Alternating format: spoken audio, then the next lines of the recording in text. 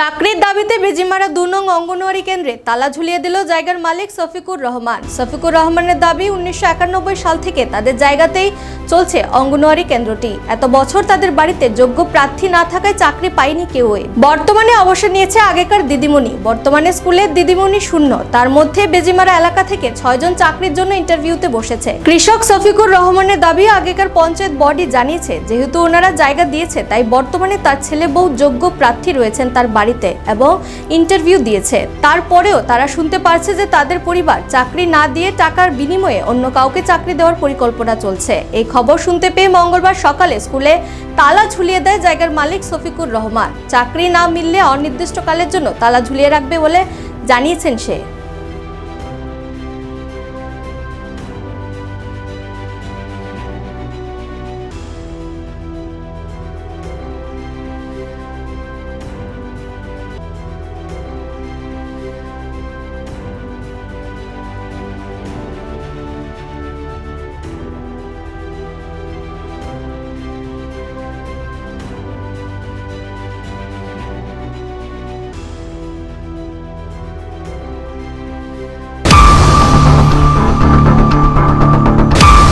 নাম শফিকুল রহমান, বাড়ি বেজিমারা। এই স্কুলটার নাম কি? বেজিমারা মধ্যপাড়া স্কুল, অঙ্গনওয়াড়ি কেন্দ্র। অঙ্গনাদি কেন্দ্র। এটা তালা দিছেন কি আপনি? তালা দিছি। এই স্কুলটা আমাদের জায়গাটা ছিল আগে উপরে, পরে আমাদের জায়গা মধ্যে নিচে টিলাকাটটা, আমার বসতের টিলাকাটটা এই স্কুলটা এখানে করছি।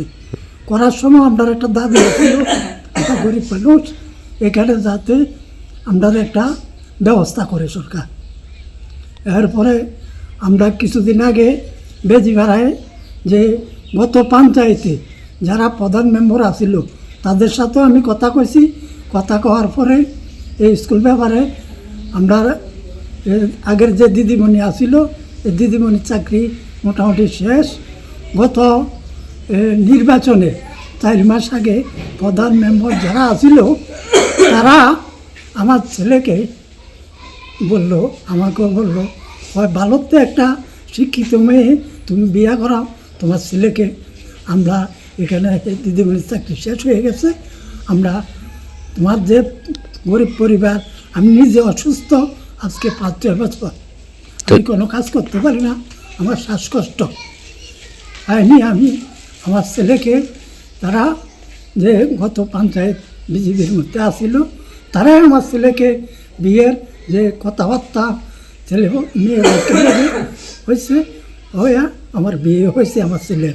তো যখন আপনার জায়গা দিয়েছেন তখন কি আপনার যোগ্য প্রার্থী ছিল না বাড়িতে? না, কোনো যোগ্য প্রার্থী আসিল না। তাদের কাছে আমার দাবি আছিল অক্ষণকা যে দিদিমণি আগেরটা আসলে শেষ হয়ে গেছে, আমার ছেলের বউ ইন্টারভিউ দিয়েছে। তারপরে এখানে ৬ জন ইন্টারভিউ দিয়েছি, ৬ জনের মধ্যে সবচেয়ে ভালো শিক্ষিত আমার ছেলের বউ। এখন আমি কিছুদিন আগে ভালো খোঁজখবর লইছি। গতকালকেও আমি ব্লকে অফিসে গেছি, যাওয়ার পরে দেখলাম যে এখানে আমার ছেলের বউর কোনো নাম আইছে না, অন্য আরেকজনের নাম আইছে। এটা পুরা কাগজপত্র ঠিকভাবে হয় না, যাতে আমাদের পরিবারের দিকে মাননীয় সরকার দেখে। আর ত্রিপুরা সরকারের কাছে আমার দাবি, আমি গরিব মানুষ, আমার শ্বাসকষ্ট, আমার পরিবার চলে না, যাতে আমাদের জন্য এই ব্যবস্থা করে। যদি না করে আপনার তালা কখন নাগাদ খুলবেন?